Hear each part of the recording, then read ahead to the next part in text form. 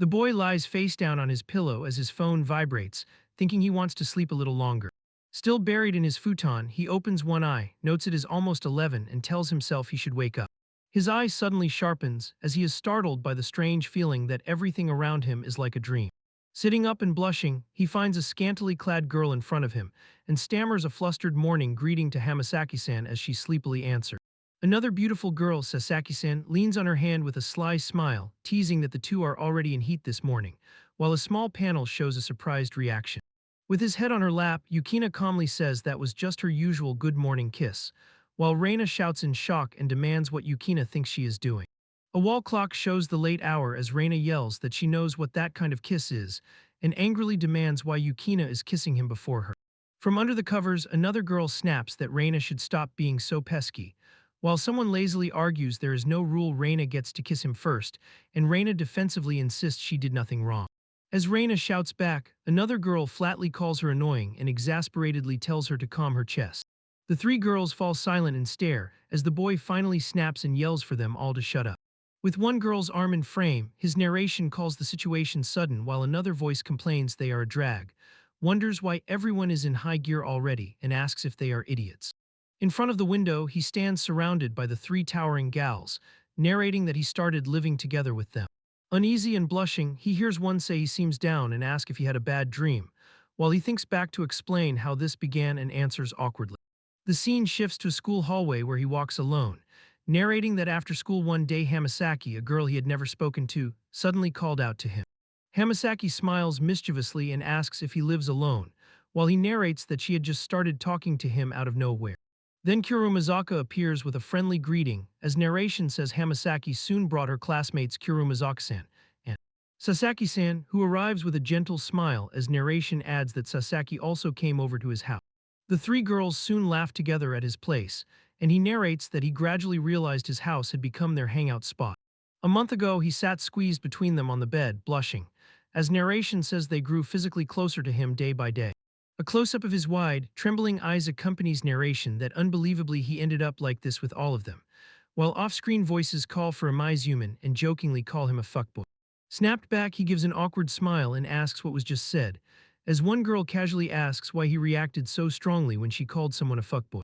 Brightening, he brushes it off and reminds her she has lunch plans with Ada and the others, asking if it is not time to get ready. As his phone lies on the rumpled bed, he hurriedly agrees, curses the time, says he will get ready, groans, and thanks Hamasaki-san. Soon he waves with a sparkling smile, declaring he is off and promising himself he will definitely finish his super spicy ramen. The three girls watch him go, and Hamasaki raises her hand to wish him luck while the others look on. As they keep watching the door, one notes it has been 3 days since she last saw his killer smile, while another doubts that and calls it an exaggeration. Floating speech bubbles trade banter, one lazily agreeing, another denying he is a killer, and another insisting calling his smile lethal is too much. Later, Kurumazaka says she has nothing special to do and will stay, while Sasaki, stretching as she leaves, says she will go home to get clothes for Ruri, explains her brother gets noisy if she does not, and asks what Kurumazaka will do for lunch. At the ramen shop, the boy gulps noodles with tears and sweat, exclaiming how incredibly spicy it is. 3 male classmates watch in admiration, each privately thinking he is cute, adorable, and that they have fallen for him. One boy leans toward flushed Amazumi and half-teasingly complains about him, while Amazumi squirms from the spice. The teasing classmate bluntly says Amazumi does not look like a man at all, leaving him stunned. Forcing a strained smile and scratching his cheek, Amazumi hesitantly asks if that is really so. The friend laughs it off, says he was only kidding and it did not mean much, and urges Amazumi to keep eating, while another boy watches with a vague frown and hums. Outside afterward, Amazumi waves goodbye with an easy smile as his friends say they will see him later. As Amazumi walks away, the remaining 2 boys watch his back, and suddenly one kicks the other, surprising him. The kicked boy jumps up clutching his leg, shouting in pain and demanding why it hurts and what that was for. The kicker rubs his forehead, sighs that his friend is thoughtless, and says this is why he is not popular. He then reminds his friend that Amazumi lives alone, prompting a confused response asking what that means and how it matters. Looking serious against the sky, he says he does not know but suggests it might be like at lunch, that maybe Amazumi's thing is not effective. Over the clouds, the worried boy panics that he even told Amazumi he was not manly and desperately wonders what to do, while his friend simply tells him to apologize properly tomorrow. On his walk home through quiet streets, Imazumi drifts into memory as the words "Why are you so feminine" echo over a close-up of his face. The flashback shows him in uniform apologizing to a stern adult, who coldly asks why he cannot be more like Keiichiro and tells him to learn from that example. Seen from behind, the man in the chair finally allows that if Imazumi lives alone, he might at least become somewhat independent. The man's lips then order him to listen and be more like a man, driving the point in. Back in the present, Imazumi walks with a dark expression, repeating those words in his head and dwelling on the command to be like a man. From behind, his small figure trudges forward, as the echoing voice orders him again to be more like a man. Later, on his phone, a beauty YouTuber cheerfully introduces 5 lipsticks and recommends a certain channel rouge lacquer. Hamasaki sighs at her dressing table and muses that maybe she will buy that channel lipstick next time. Just then the front door opens and Imazumi steps in with a bright smile, announcing he is home as Hamasaki welcomes him back. Setting down his grocery bag, he says he bought pudding at the convenience store and asks if she wants any, while she instantly says she wants to eat it right now and repeats it eagerly. He sets a pudding cup down as she reaches, politely handing it over while she thanks him. Smiling knowingly, Hamasaki comments that Imazumi must have eaten the spiciest ramen on the menu. As her hand tightens on the chair and slides, she thinks something seems off, that she does not know what but feels something happen. Spreading her arms with a tender smile, she says they should celebrate his return with a welcome home hug. He steps into her embrace and they cling tightly on the floor, his face buried in her chest as her arms wrap protectively around him. The scene briefly shows his tidy desk as his unseen voice grumbles that it does not work like that she cannot hug him first and then expect an answer. Sitting on the futon with Hamasaki hugging him from behind, he says he knows Maruyama-kun meant no offense, but those words made him remember his father telling him he is not manly at all. With a small, pained smile, he admits he is honestly a bit depressed and wonders aloud if he really is not manly. At school, Hamasaki walks down the hallway thinking she is glad she remembered because she almost left her notebook on the desk. She suddenly stops and widens her eyes as she hears someone crudely say another girl is definitely a slut. One boy with his eyes hidden grins and claims he knows she is a magazine model, his expression shaded ominously. From around the corner, Hamasaki listens as the boys joke that the model girl is probably sleeping with model guys and others, wonder if she would do it with them, and encourage each other to try asking her tomorrow. Back in the classroom, one guy calls to Imazumi and asks if he also thinks Hamasaki is a slut, clearly expecting him to join. Hearing that, Hamasaki stares at the door with hurt eyes, while inside she insists Hamasaki-san is not that kind of person at all. Inside, Imazumi listens stiffly as the boys mock him for still being a virgin, note he has never spoken to Hamasaki, and say this reaction is just what they expected. One of them shrugs that it is fine to make fun of him, showing no remorse. Imazumi calmly but firmly says they can joke about him all they like, but talking about girls behind their backs like that is not okay. They brush him off with sarcastic agreement, call him Imazumi-sensei, and mutter that he is unbelievably virginal. As Hamasaki walks away down the corridor, they laugh that Imazumi is funny and noisy, tell him to shut up, and say his kind words are nice but he should hurry and graduate from his virginity. Back in the present, Hamasaki hugs him from behind again as he wonders aloud what being a man really means. She keeps her arms around him and explains she read online that hugging every day relieves a third of a person's stress, and he reacts with wide-eyed understanding. With his cheek flushed against her, he thinks he finally understands now. Hamasaki smiles softly and admits she was wondering what kind of effect a kiss would have, musing as she leans closer. They move their faces together, eyes half-lidded, and as their lips are about to meet he narrates that, as he expected, he really is in a dream, the room quiet and bright as they sit on the floor in front of the TV with framed photos on the wall. The next moment his hair rises into view beside the clock, suggesting he is waking as the still room shows time passing. A highway stretches through the city with cars gliding along, and his narration says this is a story about him. The view shifts to a car where Kurumizaka rides, then to girls at a crosswalk and Sasaki checking her phone, as narration adds it is also about 4 girls. On a blank white panel, simple text says they are in a special relationship. A sensual memory shows Imazumi surrounded by the 4 naked girls. His face red as narration says that one day he crossed the line with them and that this began their cohabitation. Back at school, a teacher orders the class to hurry and change seats, and a student answered. As a subtitle announces Imazumi's daily life when not in his love nest, he stands holding a chair while a classmate says he will sit next to her. Kurumizaka smiles dreamily at him, blushing and asking him to take good care of her from now on. Looking up at the sky, Imazumi stammers that he feels the same and narrates that at school they keep living day by day while hiding their relationships. A view of the apartment window accompanies a girl's question about whether they really must keep their relationships with Amazumi secret at school. On his room floor, Hamasaki clings to Amazumi and demands why not, saying if anyone causes trouble she will tell them off, while Sasaki clarifies that Ruri is not the one saying that. Kurumazaka, arms crossed, explains seriously that Ruri fears the school might discover their relationship, and that word could reach Amazumi's parents, then asks if they understand. Hamasaki kisses his cheek and admits that is a little scary, reminding them his parents let him live alone so he could become more manly. Meanwhile, Sasaki and Ruri watch as one notes that despite that intention, he is actually spending all his time living with 3 girls. Hamasaki presses her forehead to his and sarcastically asks if he even has a brain, while another girl predicts that if his parents find out they will probably say he has done well, Keita. Sasaki, seated elegantly, agrees that as Ruri warned, if Amazumi's parents ever learned the truth, serious problems would definitely arise. She points toward the wall photos and adds that he would be forced to stop living alone, and someone off-screen exclaims this is exactly the issue. Ruri concludes firmly that this worst-case outcome is why they absolutely must keep everything secret at school.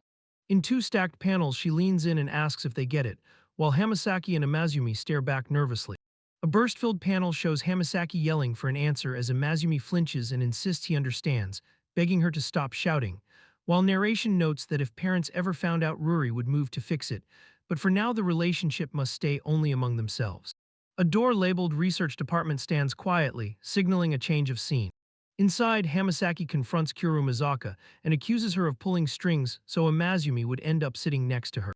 With a deadpan face against a dark background, Kurumazaka flatly denies it and says there is no way she could do that, while a single word in her mind brands her a liar. Later at lunch, Sasaki and Hamasaki glare forward and warn Kurumazaka that if she really plans to keep Amazumi beside her all year there will be war, making their possessiveness clear. Ruri closes her eyes with a smug smile, thinking that all she can say now is that this means war. Still smiling with her cheek on her hand, she decides that since Kurumazaka alone will sit beside Imachin, then it is war. At the clubroom table, Hamasaki slams her hands down and yells at Ruri not to play dumb, demanding if she can really act like an ordinary classmate around Amazumi, while Ruri snaps back that she can, and there is nothing wrong with her sitting beside Imachin. Mid-scuffle with Hamasaki's fingers in her cheeks, Ruri and Hamasaki jolt as the door opens and Amazumi's foot appears with him apologizing that he is a little late. Panting against the doorway, Amazumi wipes sweat as a girl off-panel asks what he was doing all this time and scolds him. Inside the research club, the 3 girls face him while Amazumi explains awkwardly that his friends have started asking where he eats lunch, as one girl pointedly asks if he even heard her. Ruri touches her chin and agrees they should probably do something, while Sasaki suggests limiting club lunches to maybe twice a week.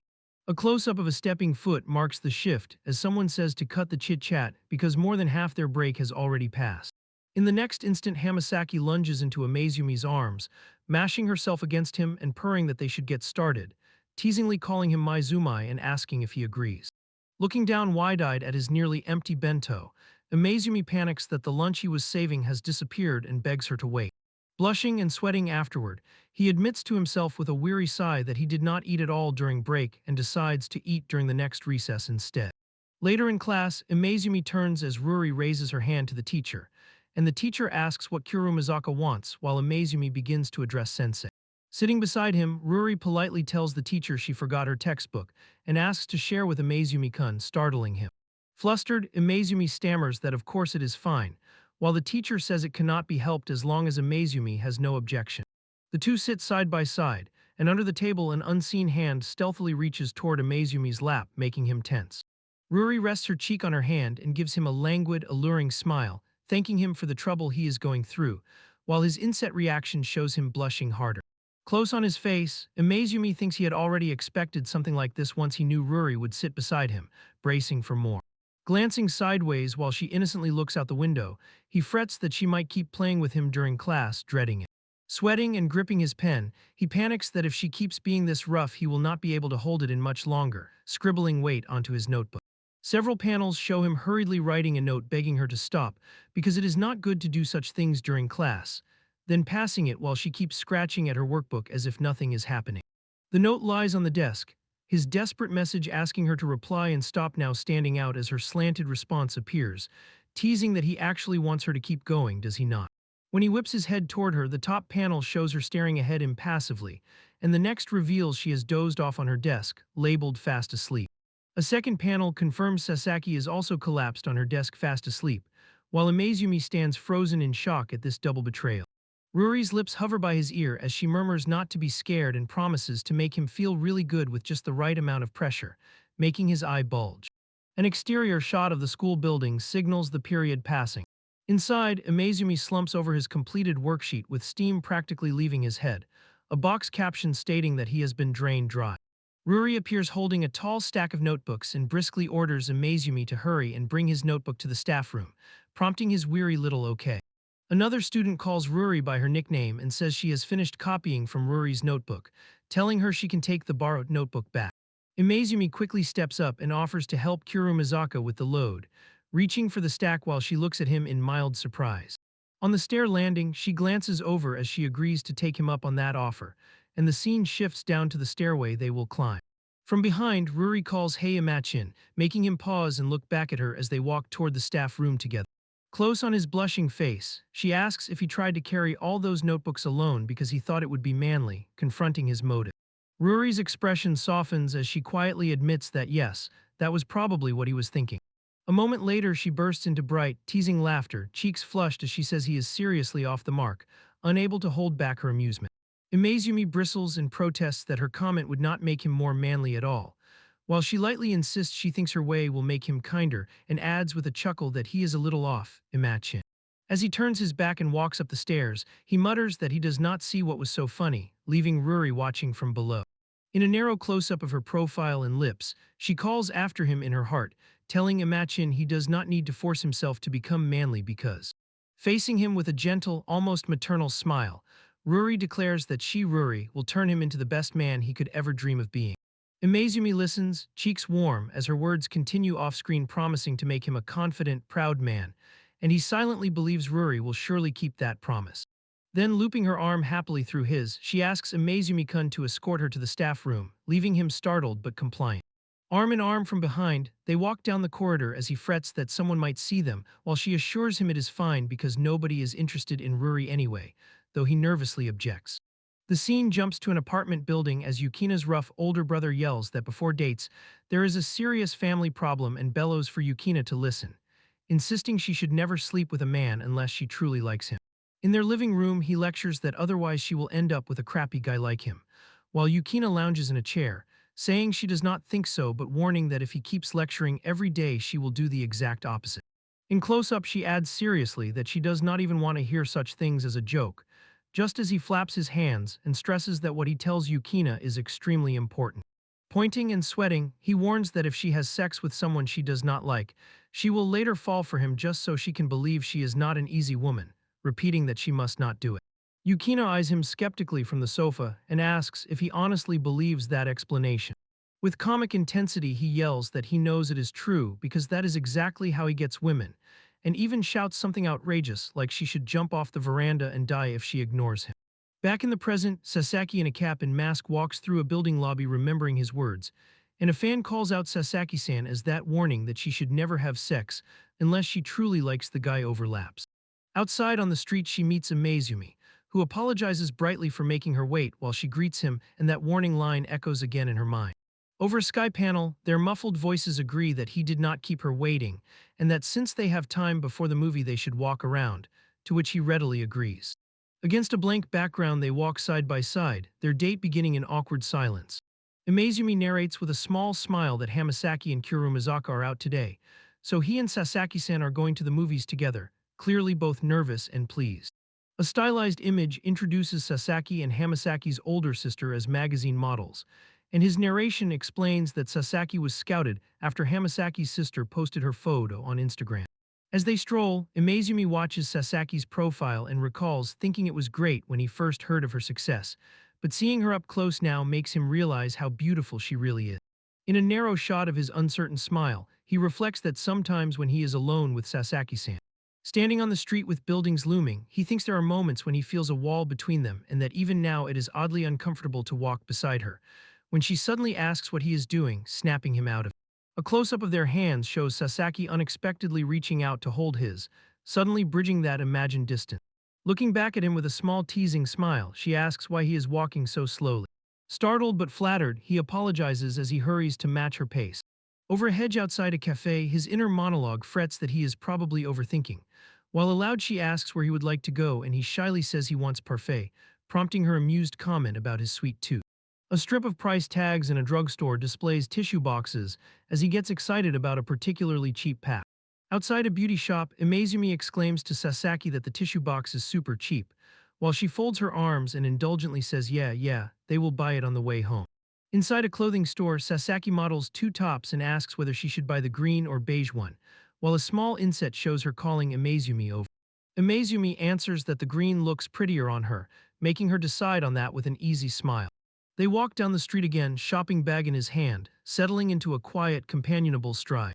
Beaming warmly, Imazumi tells her he is glad she found something she liked. At a cafe table, he happily presents the towering parfait they ordered, while an exterior shot of Rose Cafe frames her soft yeah as she watches him. He takes a spoonful and closes his eyes, savoring it with a blissful smile, while Sasaki gazes at him from across the table, lost in thought. Later at the cinema entrance, Imazumi approaches grinning with both hands full of popcorn and drinks, calling that he got the snacks as Sasaki looks at him quietly from the side.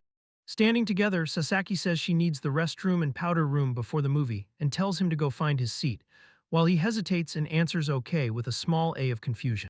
As he waits with the tray, he watches her walk toward the facilities, feeling that invisible distance again. A small panel shows only Sasaki's back as she disappears into the hallway, leaving him momentarily alone. By the powder room sign, Imazumi reflects that, as he suspected, there really is a wall between them somewhere he cannot cross. Inside the powder room, Sasaki sets down her cap and bag at the counter and moves to the mirror, caught in her thoughts. Her hand lifts the cap as she exhales a weary ha, revealing how nervous she is. Facing the mirror with flushed cheeks, she admits to herself that every time Imazumi smiles she gets a tingling sensation and urges her heart to calm down. From behind, she wonders aloud if it is because the date is just the two of them today. A split panel of his radiant smile, and her thoughtful eye makes her recall his expressions from earlier. Bending over the counter, she clutches it and thinks in disbelief that her heart is throbbing so hard, wondering if it is because she already slept with Imazumi just like her brother warned. Back in the lobby, the cinema entrance bustles as Sasaki, hat back on, walks toward the screening area. She freezes mid-step when she spots Imazumi still standing where she left him with the popcorn waiting. Rejoining him, she asks in surprise why he is still there, reminding him she told him to go ahead, and he answers a little sheepishly. In close-up, she listens as he admits that she did say that, but with a gentle smile he explains that since they came together he thought she might feel sad if he went in alone, so he waited, and her eyes widen slightly under the cap. Turning away to hide her feelings, she says that if he is not going first she will go find her seat, starting to walk off while he follows with the tray. From behind, she suddenly tells him she is actually really glad he waited, and in the lower panel he blushes and answers yeah, agreeing they should go. On the movie screen, a wild-eyed man in glasses screams about sweet potatoes falling from the sky and demands to know why everyone pretends not to notice, his rant filling the theater. In the dark auditorium, the scene shifts to Yukina's brother repeating his admonition to never have sex with a man unless she truly likes him, as Sasaki beside Imazumi watches tensely.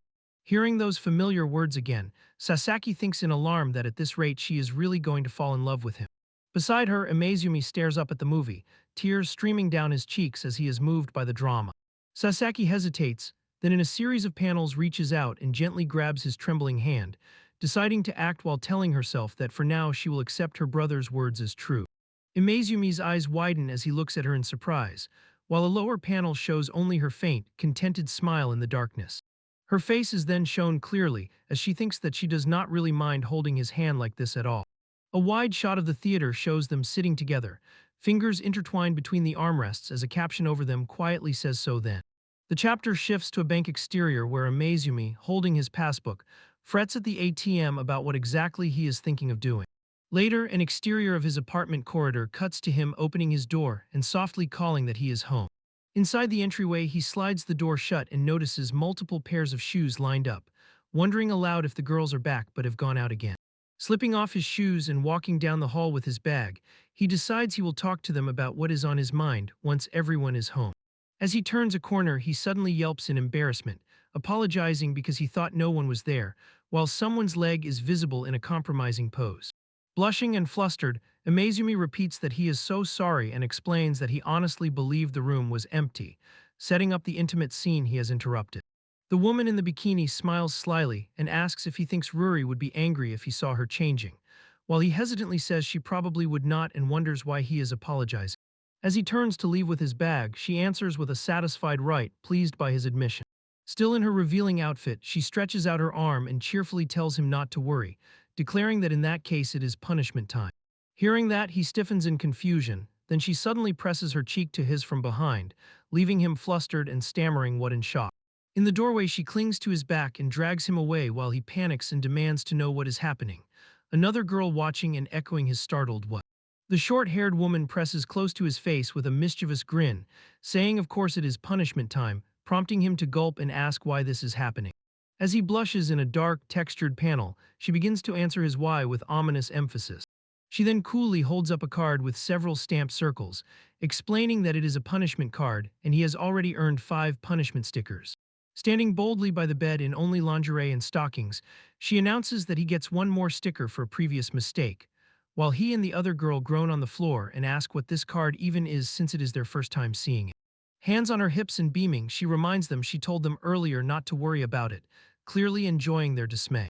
Blushing but smiling, she adds that they must secretly want to play the punishment game and promises that Imaki will enjoy new kinds of pleasure from it. The long-haired woman holds out a stocking with a teasing here as the short-haired one answers yes, while Yukina in her bikini asks from the doorway if the stocking is ready and Amazumi stares wide-eyed. Face burning, Amazumi stammers as he looks at the stocking, asking what they plan to do with it, while the long-haired woman murmurs playfully that she wonders what they should do. The short-haired woman leans into his chest, asks why he is so nervous and suggests they loosen him up a bit, her hand already gripping his shirt. Sandwiched tightly between the 2 women at the doorway, he blushes furiously as the short-haired one cheerfully announces that they should get started. Over a panel of open sky, someone off-screen responds with a languid assurance that it will be their pleasure, leaving the details to the imagination. Time shifts to a hallway as Amazumi, now in casual clothes, sweats nervously and admits that he really does not have any money. Facing Ruri, he explains that he has only 3,000 yen left for the next 20 days, making her react with a flat really. The long-haired woman reasons that with 3 more people living with him of course living costs are high, and the short-haired one sheepishly admits she forgot about that. Smiling apologetically with his hands raised, Amazumi asks if it would help if each of them paid 10,000 yen a month, but quickly insists he would feel bad if they did. Ignoring him, the short-haired woman wraps an arm around him and tells him to show his passbook, while the long-haired one insists they would feel bad if they did not help, leaving him mumbling as they guide him away. A close-up of the passbook shows recent ATM withdrawals and balances, laying out how tight his finances have become. Looking over the numbers, the 2 women comment in mild surprise that his wallet is thinner than they expected. Sitting with him at the table, the long-haired woman calculates that if she and Riene each contribute 10,000 yen they can cover the shortfall, noting that water and utility costs have not risen as much as she thought. She then adds that the remaining expenses are food and daily necessities, and calmly declares that Ruri will handle those. When she calls his name, Amazumi looks up with a start, wondering what new condition they are about to impose. A hand slaps a prepaid card onto the table as she explains that it is Ruri's card and he can use it however he likes, while he recoils and says it is scary to accept. Facing the bikini-clad Ruri, he exclaims that he cannot possibly use her prepaid card, confessing that he does not even know how much is on it, while she casually asks why he is making such a fuss. Ruri narrows her eyes and, almost bored, threatens to add 5 more punishment stickers to his card, complaining that his refusal is unreasonable. Riene lounges at the table in her bikini and tells Amazumi to just accept it since arguing will not change anything anyway. He tries to object that the prepaid card itself is the issue, but his words trail off, showing how overwhelmed he feels. The 2 older girls cheerfully insist that it is fine, reading over papers as they remark that Ruri-sama is so special and generous that it will not be a problem. A glamorous image of Ruri posing in a shower of petals portrays her as the daughter of the president of a major cosmetics manufacturer. Another image explains that Ruri helps with company work and designs hit cosmetic products for young people, proving herself a genius at items that appeal to high school students and others. Riene stretches her arms wide and concludes that since Ruri is that capable, they should just let her pay everyone's living expenses. For Ruri, it is like scooping 1 bucket of water from an endless ocean. Lined up beneath a towering view of Ruri's body, Riene and Yukina agree with easy smiles that Ruri is not an ordinary high schooler but someone with a completely different aura, and that is simply who Ruri-sama is. Riene then jokes that Ruri even has the world-weary look of a 30-year-old veteran, making Ruri protest from off-panel. Amazumi, sweating near the entrance, listens as Riene concludes that this is just the kind of person Ruri is, which is why. Kneeling in front of him, Ruri leans on the table and tells him he should accept Ruri's prepaid card, her confidence leaving him little room to refuse. A small caption marks the time skip as after that day he remembers Ruri's smiling face close to his, their new financial arrangement firmly sealed. The narration explains that whenever he went shopping after that, Kurumazaka-san always came along, and a panel shows the two of them in line at a store counter. Side-by-side panels show that whenever it was time to pay, she simply told the clerk it was prepaid and held out Ruri's card, matter-of-factly calling it Ruri's prepaid card. Another day, in casual clothes, they stand together again while he comments it is prepaid, and thinks that life has been like this for a whole week now. Looking into his wallet, he realizes with startled eyes that his cash is not running out at all, unlike before. Walking alone with his bag, he frets about what to do because, as expected, relying on Ruri's money makes him feel really guilty. Peeking into the apartment, he decides he should return Kurumazaka-san's prepaid card, calling out as he steps inside. Suddenly dropping to his knees facing the door, he wails an apology, shouting that he is really sorry, the sound echoing down the hall. Sitting and touching his head, he blushes in mortification and mutters that he has messed things up like this again. Glancing back nervously, he insists that after this he planned to fix things, reminding them they had said he did not need to worry about money. From across the room, Ruri calmly observes that he wants to return her prepaid card, does he not, making him freeze mid-gesture. He admits softly that yes, that is what he was trying to do. Off-screen, someone sighs and reminds him they had warned him before. If he talked about such things, he would be punished, which is probably why this has happened. Ruri then appears cheerfully with a hanger holding a skirted outfit, and still smiling, tells him that this time the punishment he wanted is ready. The scene shifts to a school corridor, where Yukina tells Riene that her Achilles tendons have been hurting lately, and Riene responds that they should skip jogging for a week. Opening their apartment door, Riene apologizes, but Yukina says it is fine and suggests that just skipping jogging might not be enough, proposing a broader break and joking that if it gets worse they will just be out of luck. Back inside, Ruri lifts Amazumi's t-shirt, revealing the skirt he is now wearing as he blushes in a full cross-dressing punishment. Riene peeks into the room in her uniform and asks what they are doing, and Ruri answers that she is punishing Ama-chin for trying to return her prepaid card. When Riene asks what kind of punishment it is, Ruri calmly explains that for now it is cross-dressing, while Amazumi stands in only the skirt looking mortified, and Riene simply says she sees. Smiling brightly and holding up a makeup pouch, the long-haired woman suggests that since they are at it they should pretty him up with some makeup too. Vertical speech bubbles show Ruri immediately agreeing enthusiastically to do it, while Amazumi weakly protests that it is kind of too much, and someone else remarks that his face is rather pale so makeup might suit him. The three girls study him critically, Riene asking what everyone thinks, Ruri saying she thinks it is a good idea, and Yukina regarding him with analytical calm. The result is revealed as Amazumi, fully made up in a blouse, ribbon, suspenders, skirt, and thigh highs, stands bashfully while Ruri remarks that the makeup was a great idea, was it not? Turning slightly red, he admits that this whole thing is pretty embarrassing. The three girls, lined up in profile, ignore his complaint while commenting that his legs are surprisingly beautiful, and his absolute territory thigh gap looks incredibly sexy, prompting him to shout if they are even listening. He thinks in dismay that none of them are listening as speech bubbles swirl around him. Riene asks him to lift his skirt a little. Ruri volunteers to be the photographer, and someone praises Riene for such absurd ideas. Riene raises her hand with a gentle smile and tells him that now he should roll the skirt up slowly with both hands. When he still hesitates, a close-up shows her black-nailed fingers grabbing the hem as she says that since he seems reluctant she will just do it herself. Blushing fiercely, Amazumi begs her not to, saying it is too embarrassing and telling her to wait, while from the side she orders him to shut up and stop resisting. In a desperate counteroffer, he leans toward her and proposes that to make things fair he will let her roll up his skirt too, asking how that sounds and trying to regain some control. She stares up at his flushed face, amused at how quickly he decides, but ultimately agrees that he can do it.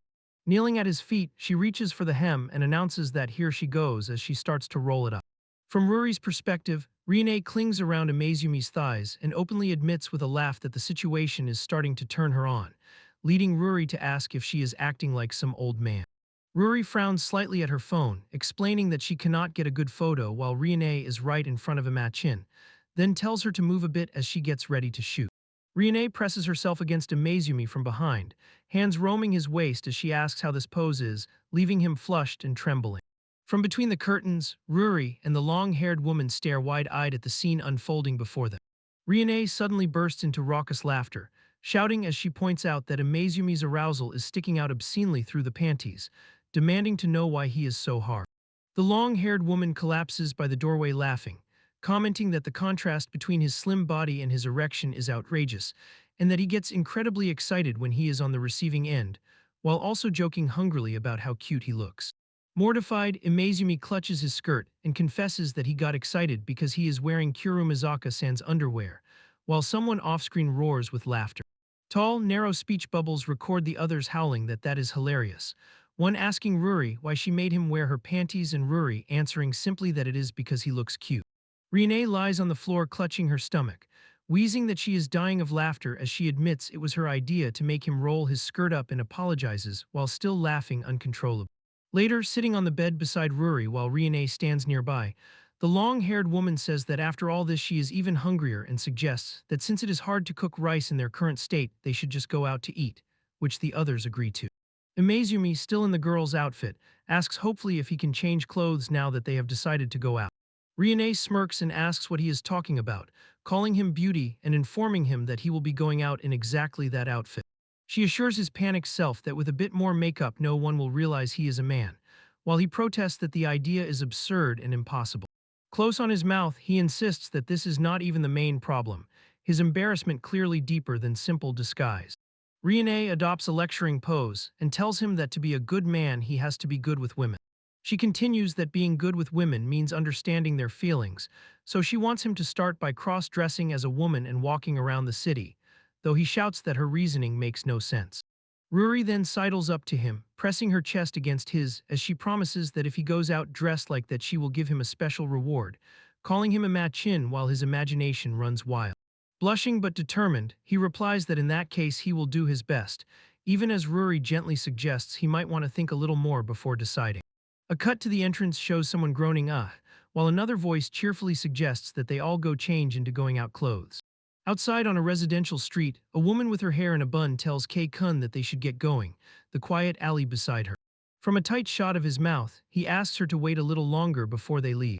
In close-up, a serious young man explains that he sometimes comes here to check on his brother's condition. His companion, half visible, gently chides that instead of spying he should visit his brother's apartment directly and ask how he is doing, saying that would be better. From an overhead view of the street, he rebukes her that she knows nothing, making clear his worries run deeper. In partial profile, he says that Keita claiming he is fine does not necessarily mean he really is, which is why he asks Yukina to give him the keys, and she casually agrees. Looking up at the apartment building, he spots the three swimsuit-clad girls and Imazumi together on the balcony above his brother's door, unaware he is being observed. Inside, Yukina slings an arm around the cross-dressed Imazumi's shoulders and brightly suggests they stop by karaoke on the way home, while he sweats nervously as Rione calls it a great idea. The long-haired woman proposes they eat rice cake, asking how that sounds, and Yukina glances back over her shoulder to answer. From outside the complex, the brother overhears Yukina exclaim that rice is fine because she needs a big meal for tonight, still unaware of the outrageous punishment upstairs. Kei freezes in the street, hands splayed and knees bent, mentally screaming what the hell at the sight of his little brother being paraded around and dragged. Beside him, Mayumi winces and tells Kei-kun he is being way too loud and embarrassing himself. Agitated, Kei shouts that he does not care what people say about him, because his beloved little brothers clearly know nothing about gals and need him now.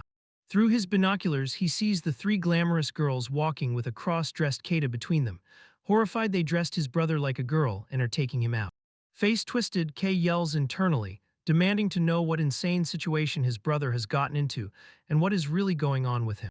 Covering part of his face, he tries to process that this reality is beyond even his worst imaginings and admits he cannot make sense of it. Spiraling, he wonders if the girls are taking advantage of Keita living alone and have turned the apartment into their personal hangout. He imagines the girls lounging in Keita's room, while one notes Keita would never complain about them using his place as their base, and he is sure this is what is happening. Grinding his teeth, he curses those gals, convinced they are exploiting Keita's kindness and doing whatever they want with him. Abruptly, he turns and orders Mayumi to follow, determined to march over and intervene. Mayumi jogs after him down the residential street, calling for him to wait as he charges ahead. Elsewhere, a manicured hand grips a wall edge as someone peers cautiously around the corner. The bespectacled girl Tsutsumi Mari reveals half her face, thinking she must contact her queen as soon as possible. With a calm, blank expression, she narrates herself as Kurumizaka-sama's faithful servant, Tsutsumi Mari. She recalls how, years earlier, she wandered alleys beating up delinquents to satisfy her destructive urges, until the day she met her queen. In that memory, she sees a lone schoolgirl at the far end of the alley, gazing straight at her through the light. Mari remembers how the girl's beautiful eyes seemed to pull everything in and hold her completely. She narrates that whenever she looked at her gorgeous queen, her destructive impulses would subside and her heart would settle. Mari explains that from then on, instead of hunting delinquents, she devoted herself to earning the daily rewards her queen bestowed, and today, after a long while, she expects another. Now crouched in bushes behind the restaurant, Mari whispers that she is sure she will receive a reward, while above her Kei gleefully urges Mayumi to look at Keita's embarrassed face through the binoculars, and Mayumi admits she cannot see much without them. The scene cuts to a family restaurant where a drink sits on a table beside the exterior sign as someone off-screen coos a casual greeting to a girl. Inside the booth, Keita sits squeezed between Yukina and Rei in his feminine outfit, blushing as Rei wraps an arm around him and teasingly asks if this cute girl wants to have some fun. Ruri leans forward with an icy smile, demanding to know what the blonde thinks she is doing hitting on her girl, and the stranger skeptically asks if Ruri is pretending to be the girl's boyfriend. From across the dining area, Ruri tells the blonde to get away from her girl, only for the woman to smugly reply she has already slept with the girl so she is hers now, just as a waitress arrives with a tray and politely announces their order. At the table, the three gals argue over Keita while he sweats. Rei insists Keiko belongs to her because of that. Ruri fires back that Keita is her girl, and he laments internally what a disaster this has become. Ruri eventually tells them to stop since one San, meaning Amazumi, looks troubled, but Yukina just waves it off and says not to worry. Rei calls to the waitress and asks if she looks good with this girl, prompting the waitress to laugh awkwardly and agree while setting down the dish. Ruri beams and declares she looks the very best with Keita, and the flustered waitress humors her by agreeing that Ruri looks the best with her. As Ruri relaxes with a hand on her cheek, she apologizes to the startled waitress and explains she was only scared a moment ago by the commotion. Outside near the alley, Kurumizaka takes a phone call from Tsutsumi, who coughs then assures her queen she is fine and urges her to listen calmly, saying there is something she must report. Close on Ruri's face, Tsutsumi explains over the line that they are currently being watched by a suspicious couple nearby. Ruri's expression stiffens as she processes this news, murmuring that she understands despite being startled. Standing at the alley entrance, Tsutsumi adjusts her glasses and tells her queen to stay calm, asking if she should handle those people herself or if her queen wishes to deal with them. Ruri thinks aloud with a soft hum before agreeing to Tsutsumi's suggestion. Tsutsumi's glasses gleam as she calmly asks if Ruri can bring those two suspicious people to her, clearly preparing to act. With a sharp grin, Tsutsumi accepts the order with a drawn-out affirmation, while elsewhere Mayumi nervously suggests to Kei they maybe leave Keita alone because he looks too good in girls' clothes. As Kei trudges forward with hands on his head, Mayumi asks if he is even listening, and he insists he is, muttering that everything will be fine as he tells himself to go a little further. Without warning, Tsutsumi appears behind them and effortlessly hoists both Kei and Mayumi over her shoulders, leaving them flailing and crying out in shock. From a wider shot, she carries them away at high speed while they yell in confusion about what is happening. Back in the restaurant, Yukina and Rei flip through menus as they talk about ordering 100% orange juice for Amazumi, who protests off-panel that it hurts and asks what is going on. Tsutsumi then marches Mayumi into the booth by the arm, dragging a dazed Kei behind her, and formally announces to Ruri that she has brought the two people as requested. Kei, sweating and bewildered, stammers that this must mean he is meeting Amazumi Kaikuru for the first time, trying to piece things together. Ruri sits elegantly with a teacup, legs crossed with regal poise, while Kei stands nearby taking in this imposing woman. Keita's older brother, Tense, asks in disbelief how this woman even knows who he is. Ruri calls out to Tsutsumi, who promptly answers with a respectful yes as she prepares to report. A flashback shows Kei and Mayumi in the alley as Ruri explains that a few days earlier she noticed the suspicious pair loitering around Amazumi's apartment and had Tsutsumi secretly investigate their background just in case. Hearing this, Yukina and Rei stare blankly and comment that it is scary Ruri went that far, amazed she had Tsutsumin do all that. Kei gulps and hesitantly addresses his cross-dressed little brother with a trembling Nie-san, unsure how to react. In the booth, Keita stands with a drink in hand, mortified and blushing in his girlish outfit, while everyone else turns to stare at him in stunned silence. Kei forces a casual greeting, saying it has been a while and suggesting they sit and talk, while Ruri sweetly calls him Oniai-san and invites him to join them. Once seated, Kei hears their explanation and realizes they barged into Amazumi's place out of worry. Then he notices Keita's outfit and suddenly shouts that his brother must be getting forced to wear those clothes. Ray smiles smoothly and admits they did pressure Keita a bit, but insists that in the end it was done with his full consent. She leans toward him with a teasing grin and prompts him to confirm it, making him stammer that why yeah, it is true. Kei, still unconvinced, argues that Keita must be unable to say how he really feels, but Keita quickly interrupts that it is not like that, calling to his brother. Blushing fiercely with Ray's arm around him, Keita explains haltingly that this whole cross-dressing mess is actually part of a kind of play. Kei's thoughts reel as he wonders what his brother is even saying, while Keita nervously adds that he understands his brother's perspective but does not actually hate any of this. Mustering courage, Keita declares that what he really wants is for everyone to stay at his place together. Shock ripples around the table as Keita clarifies they promised him a reward if he went out dressed as a girl, and Kei, staring at a pile of fries, demands to know what this reward and their relationship with his brother actually are. Ray cuddles Keita possessively and confirms that the promised reward is exactly that he can do whatever he wants with them, stressing that Keita will choose. Kei sweats and objects that there has to be a limit to how far their jokes go, overwhelmed by the sexual implications. Ruri coolly asks Kei whether he approved when their parents kicked Imachin out to live alone, pressing whether he really agreed to leave his brother on his own. Kei flounders, trying to justify himself as she points out that although he was supposedly against it, he said nothing, and that now Keita lives with 3 girls and might be manlier than most guys she knows, asking what is wrong with that. Watching Ruri argue so hard, Yukina murmurs that Ruri is really going all out this time. Ruri leans close to Kei's ear and whispers that now Amazumi belongs to her and her friends, making clear this is the current reality. Facing him, she gently cups his cheeks and warns that if he wants to take Amazumi back, he will have to prepare himself first, calling him Oniai-san with a cool challenge.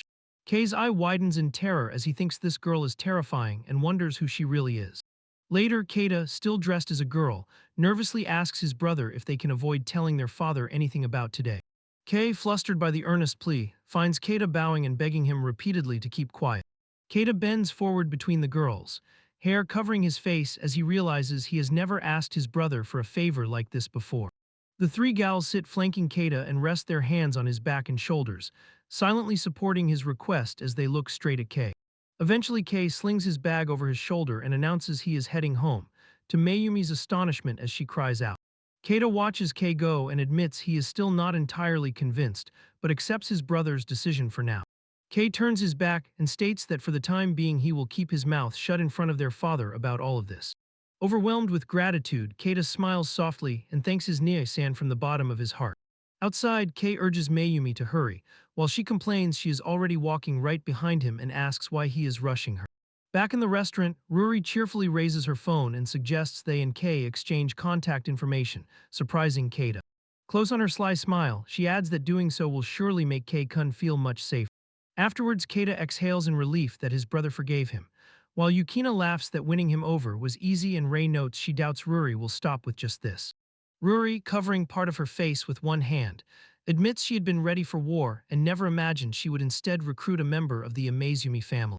Her eyes soften as she laughs to herself that this result was completely unexpected. Later that night, she slumps at a booth with flushed cheeks while the others tease that Ruri sometimes becomes a total freak, and she agrees with a languid right as if conceding it. In a dotted panel, Ruri throws an arm around a stiff Sutsumi in a sudden hug, brightly thanking her for her help this time as well.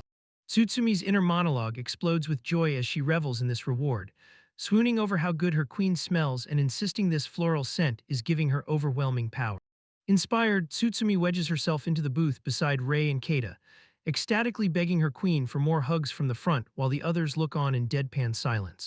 An exterior shot of the restaurant shows speech bubbles spilling out as Tsutsumi screams for her queen, and others complain it is gross and too loud, while a side caption notes that life around Amazumi-kun is only getting noisier. Time jumps to Keita later, shown from behind with sweat on his neck as if listening closely to someone. In another scene, Keita lies flushed and panting on a bed, admitting breathlessly that he cannot go on anymore, his body exhausted. The setting shifts to a quiet school hallway where someone off-screen resolves that they will do their best, the empty corridor emphasizing their determination. A calm, sharp-eyed blonde boy turns to Keita and confirms that Keita wants to improve his physical fitness. Keita, smiling in his uniform, answers that yes, that is what he wants, and the boy asks what suddenly sparked this and whether some sports program on TV inspired him. Keita averts his eyes bashfully, thinking of his recent experiences, and admits it is something like that, prompting the boy to ask teasingly why he is blushing so much. Nearby, two other boys bicker. The blonde with a choker snarls that the bald one should shut his filthy mouth because Imazumi-sama would never yearn for a body like his, while the muscular friend laughs that Keita must be longing for a ripped physique like his. Their faces end up inches apart as the blonde complains the bald idiot is too close and demands to know if he plans to kiss him, while the other protests in confusion, wondering why his friend is so harsh. Their argument escalates into shouts about sewing mouths shut and calling each other weird baldies, until the tall blonde calmly tells both to settle down. He then turns to Keita and seriously asks what kind of body Keita actually wants. As the coach-like boy explains over shots of athletes running that this is not just about bulk but body types specializing in explosive power, Keita listens intently. The boy continues over images of different sports, describing bodies that balance speed and endurance or focus purely on stamina, giving Keita options. With a confident smile, he raises one finger and promises to give Keita tailored advice once Keita decides which type he wants. Keita pensively touches his chin, imagining possibilities, then looks up and repeats the question to himself, wondering which type suits him. Blushing again, Keita finally answers that he wants a body with both instantaneous power and endurance, and when the boy asks why he is getting shy again, he can only look away in embarrassment. In the quiet hallway, an unseen instructor suggests they start with something, then abruptly changes their mind and moves on. Outside the apartment complex, Keita recalls the advice and thinks that to build the body he wants he must both train and eat a lot, feeling he finally understands. Clenching his fist with nervous resolve, Keita tells himself that from today he will give it his all as sweat trickles down his cheek. When he opens the apartment door with his bag on his shoulder, a cheerful welcome home meets him and catches him slightly off guard. Kurumazaka stands in the doorway in her uniform, raising a hand in a casual wave as Keita greets her by name. She returns his greeting and when he asks about Hamasaki and Sasaki, explains that they are out jogging around the neighborhood. Watching Kurumazaka walk along the corridor, Keita calls out and confirms that Hamasaki and Sasaki jog to maintain their figures. Kurumazaka tilts her head, hums, and says that is part of it. Smiling in reminiscence, Kurumazaka explains that the two girls played basketball through middle school and simply like moving their bodies. When Keita stares and repeats that Hamasaki and Sasaki were in the basketball club, she looks incredulous and asks if he really did not know. A memory shows the pair in HIME jerseys, as Kurumazaka narrates that in third-year middle school, their team reached the national semifinals, and the two were especially skilled. The flashback lingers on Riane in her number 7 uniform, as Kurumazaka adds that Riane was chosen as the best basketball player in the country. Over a dotted background, someone reacts that Riane was amazing and notes that Ruri actually served as their manager then. Shocked by their talent, Keita says both girls were incredible and wonders why they did not join the high school basketball club. Looking out at the bright sky from the balcony, Kurumazaka explains that during the national semifinals, Yukina suffered an injury. Hearing this, Keita stiffens and asks if this is the Achilles tendon Yukina sometimes mentions, trying to process injury. A flashback shows Yukina in a doctor's office as the physician explains that although she wanted to continue in high school, continued play would keep rupturing her Achilles tendon. Kurumazaka concludes that because of that diagnosis Yukina gave up basketball altogether, saying that is the whole situation. A sweaty Riane and Yukina return from their run, greeting Keita breezily as they come in and announce they are back. Keita gives a shy welcome home, and Riane, pleased, remarks that Yukina's leg is steadily improving. The view closes on Keita's tense mouth as he listens while the girls insist that Yukina has made serious progress, and her recovery is pretty amazing. Yukina grins and declares that in the upcoming tournament she will sink three-pointers one after another, and Riane laughs that that is the spirit. Keita calls hey to both of them at once, getting their attention as they turn toward him. With nervous earnestness, he asks if they would mind letting him jog with them starting the next day. The older girls react in mild surprise as he pumps his fists and hurriedly explains that he wants to build strength by running alongside them. Riane smiles, says it is good he is motivated, and proposes that starting tomorrow they look after him and jog together. The next day, under a broad morning sky, the two tall girls set the pace in front while Keita runs behind, agreeing breathlessly as they call back to him. A montage follows. Keita stretches with them, struggles through push-ups under Rione's stern gaze, and later lies in bed between the women, Kurumizaka blindfolded beside him, hinting at their nightly routines. Days later they tackle a long hill run. Keita pants and blushes against the slope while Rione smiles encouragingly, proud of his effort. Exhausted, Keita leans on Rione's arm as she supports him and urges him to hang in there, and he weakly answers that he will keep trying while they run with Yukina ahead.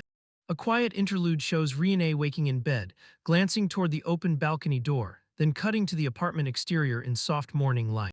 From the bed she watches Keita's back as he leaves in running clothes, heading down the hallway toward the front door while another girl's hair fills the foreground. After he slips out, she steps into the hallway in a tank top and shorts and gazes after him with a thoughtful, almost wistful look. From Rione's vantage, she sees Keita already jogging along the narrow street outside, and the panel closes on his focused profile as he runs alone. Back inside, Rione cups her cheek, blushes faintly, and admits to herself that he looks handsome. Later that morning, Keita greets her cheerfully, but Rione reminds him she told him to rest and he apologizes, saying he just wanted to move a little. When he insists, she relents, says she cannot help it and will get changed, leaving him blinking in surprise at her sudden decision. With a playful smile, she confirms that she will go jogging with him, clearly pleased by the excuse. Keita beams with gratitude, blushing as he thanks Hamasaki enthusiastically and agrees to her suggestion. As his running shoes hit the ground, he wonders why he is so driven, while Rione, lightly sweating, glances at him as they run side by side. In a white space, the two jog in perfect step as Rione's true feeling surfaces that she simply wants to stay by his side. The scene shifts to a modern gym where younger Yukina narrates that she first met Hamasaki Rione at the National Junior Basketball Competition when she was still in elementary school, recalling the girl with purple hair.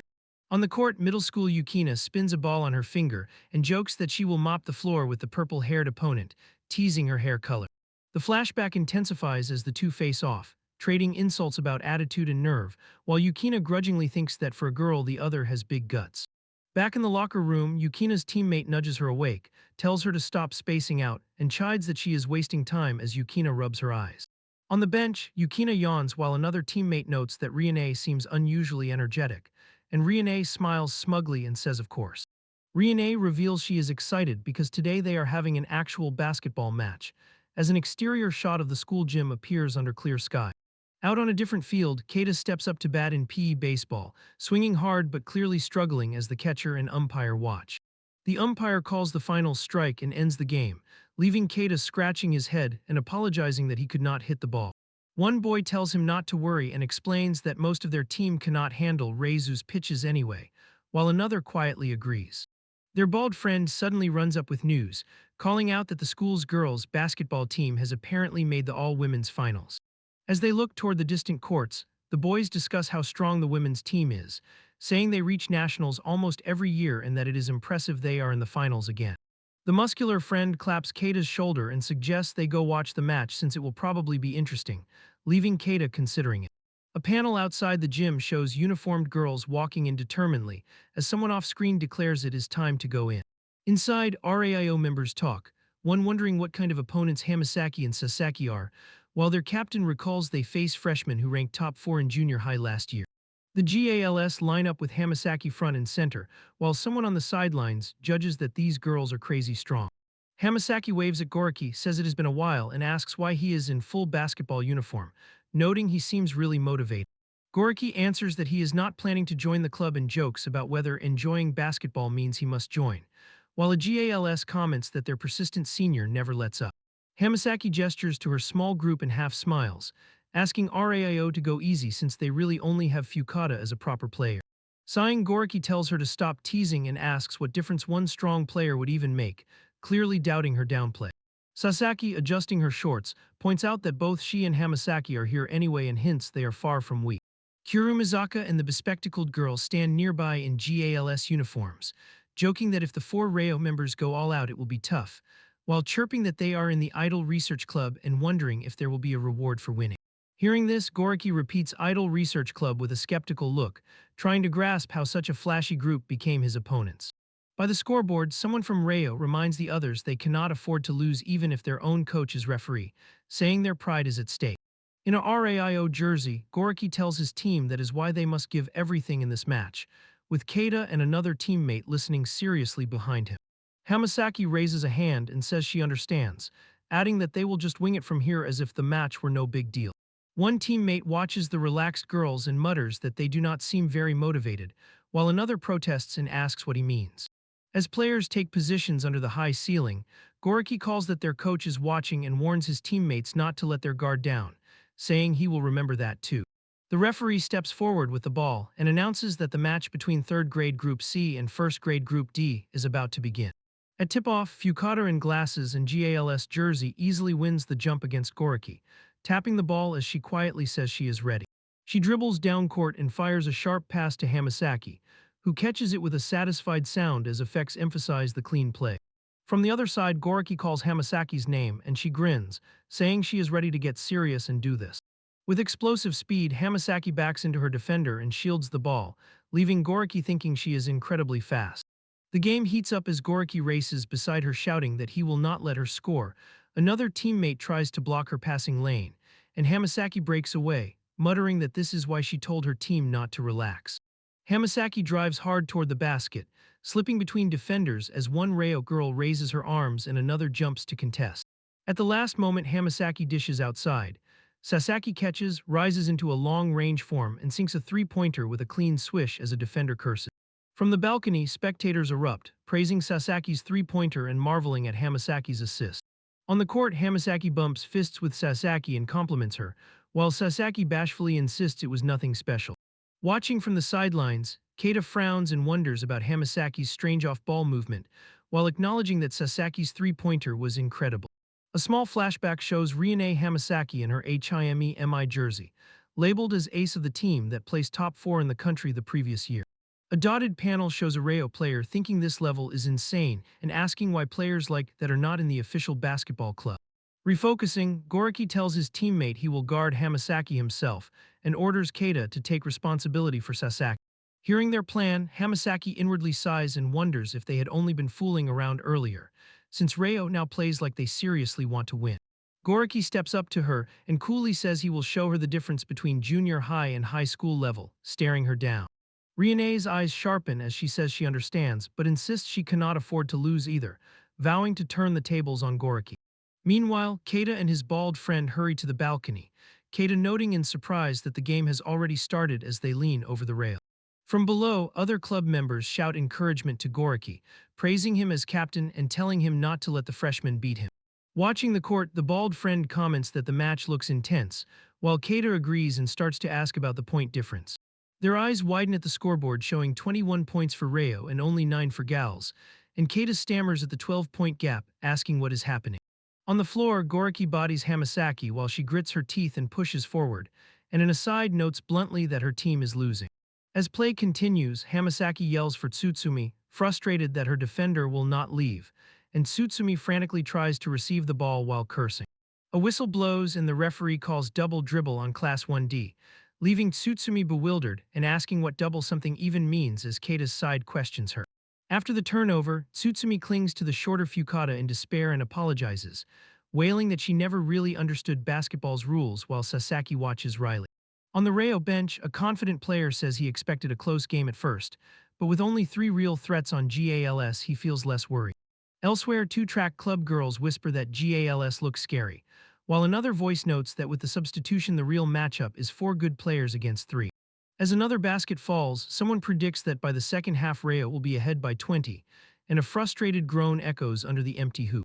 Ruri, in the stands with a calculating look, notes that only 13 minutes remain in the second half, and that closing the gap will be very hard.